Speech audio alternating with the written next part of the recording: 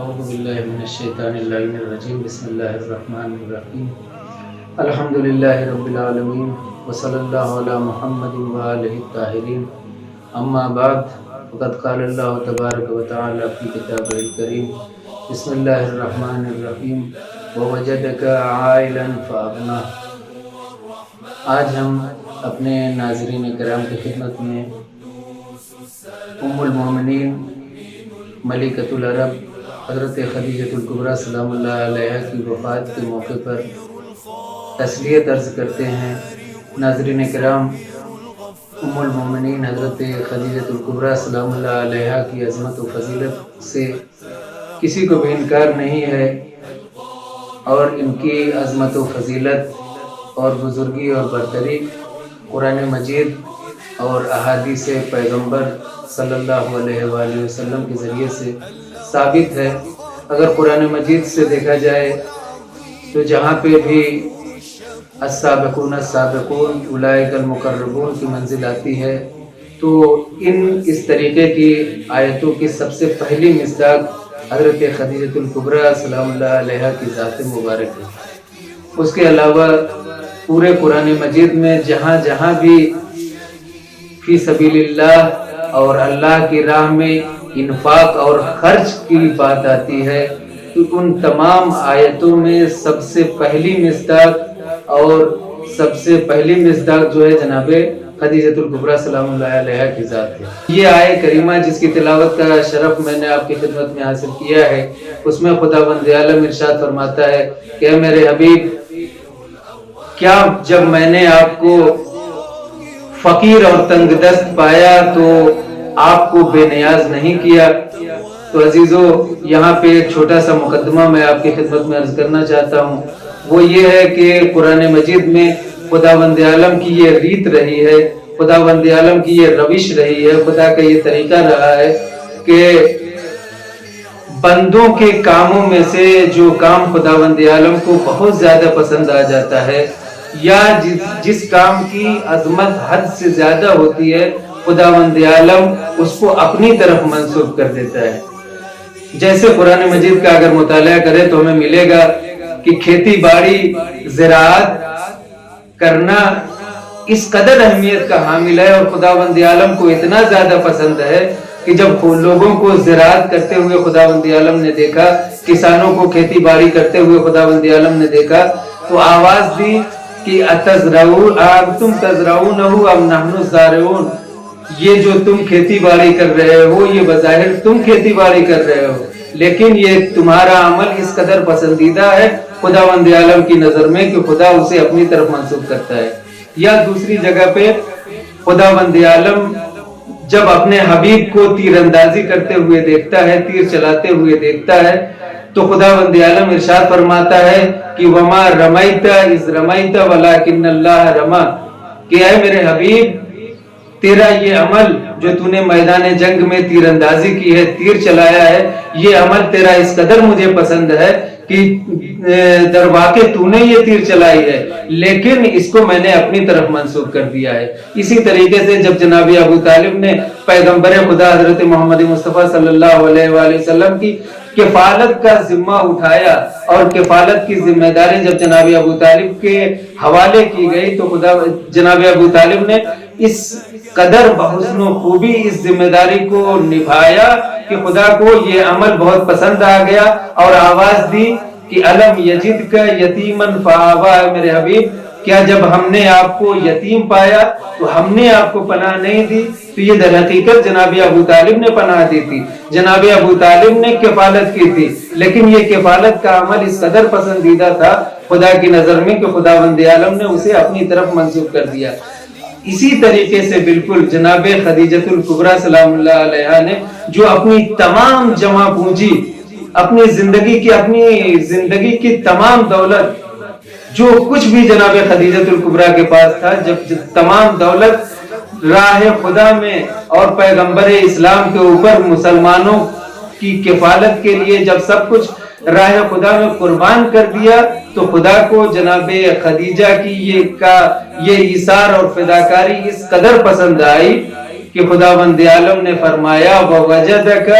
عَائِلًا فَأَغْنَا، کہ اے میرے حبیب جب تم فقیر تھے، جب تم تنگ دست تھے، جب تمہارے پاس کچھ نہیں تھا، اسلام کی تبلیغ کو آگے بڑھانے کے لیے، اس الہی مشن کو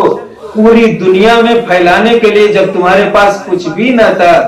تو ہم نے تمہیں بے نیاز کیا، ہم نے تمہیں مال و دولت عطا کی۔ تو یہ مال و دولت حقیقت میں خداوند عالم جناب خدیجہ کے وسیلے سے خداوند عالم نے اپنے حبیب کو عطا کی تھی۔ لہذا جناب خدیجہ کا یہ عمل خداوند عالم کی نظر میں اس قدر محبوب تھا کہ اللہ نے اس عمل کو اپنی طرف منسوب کیا۔ یہ معمولی فضیلت اور معمولی مرتبہ نہیں ہے۔ مال و دولت جمع کر لینا، مال و دولت کما لینا کوئی بڑی بات نہیں ہے، لیکن مال و دولت کو صحیح جگہ پہ صحیح طریقے سے خرچ کرنا یہ بہت بڑی بات ہوتی ہے۔ جناب شہید مطہری رحمت اللہ علیہ فرماتے ہیں کہ جناب خدیجہ کا یہ انفاق، جناب خدیجہ کی یہ ایثار و فداکاری اس وقت ہمیں سمجھ میں آئے گی جب ہم تاریخ صدر اسلام کا مطالعہ کریں گے۔ توجہ کیجئے گا، تاریخ صدر اسلام کا جب ہم مطالعہ کریں گے تو ہم دیکھیں گے کہ اس وقت مسلمانوں کی حالت یہ تھی کہ دانے دانے کے محتاج تھے مسلمان، بھوکوں مر رہے تھے مسلمان،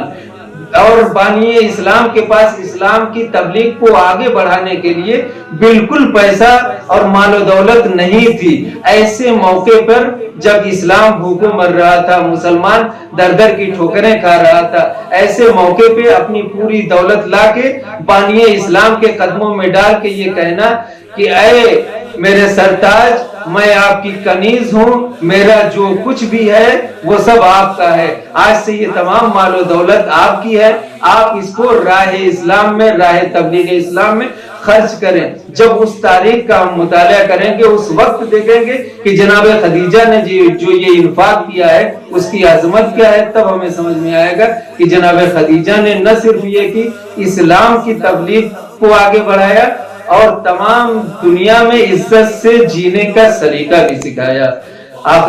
آخر میں خداوند عالم سے دعا ہے کہ پروردگارہ جناب خدیجۃ الکبریٰ کے اس وفات کی تاریخ کی مناسبت سے اور آپ کی ذات مبارک کے صدقے میں خداوند عالم ہمیں آپ کی سیرت و کردار کو اپنانے کی توفیق عطا فرمائے۔ فرش و عرش پر غم ہے،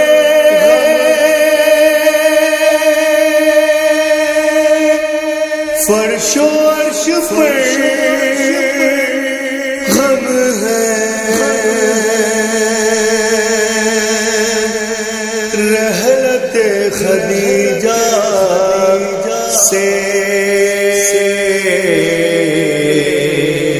ہے خدیجۃ الکبریٰ، ہے خدیجۃ الکبریٰ، خدیجۃ الکبریٰ،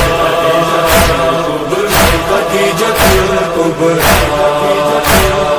دو جہاں میں ماتم ہے، دو جہاں میں ماتم ہے، رحلت خدیجہ سے خدیجۃ الکبریٰ، خدیجۃ الکبریٰ، خدیجۃ الکبریٰ، خدیجۃ الکبریٰ۔ سال بھر بچے گا اب، سال بھر بچے گا اب، فرش مجلس و ماتم، فرش مجلس و ماتم، اہل بیت کے گھر میں، اہل بیت کے گھر میں ہوگا حشر کا عالم، ہوگا حشر کا عالم۔ چشم فاطمہ نم ہے، چشم فاطمہ نم ہے، رحلت خدیجہ سے خدیجۃ الکبریٰ، خدیجۃ الکبریٰ،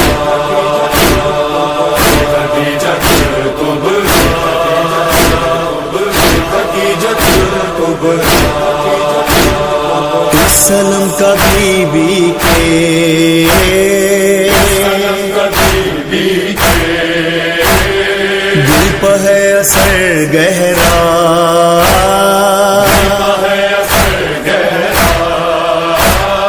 चल बसी जमाने से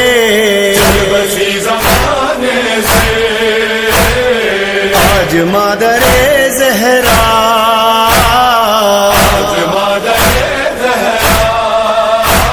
मुस्तरब ये आलम है, मुस्तरब ये आलम है, रहलत खदीजा से खदीजतुल कुबरा खदीजतुल कुबरा खदीजतुल कुबरा खदीजतुल कुबरा कौन कलमा गोयों को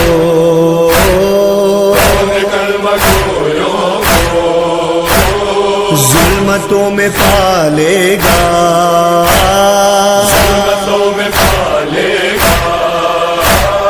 कौन अब मोहम्मद को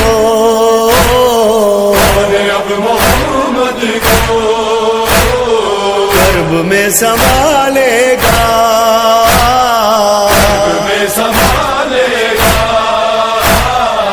इश्क़ मुस्तफा खम है, इश्क़ मुस्तफा खम है, रहलत खदीजा से खदीजतुल कुबरा खदीजतुल कुबरा खदीजतुल कुबरा खदीजतुल कुबरा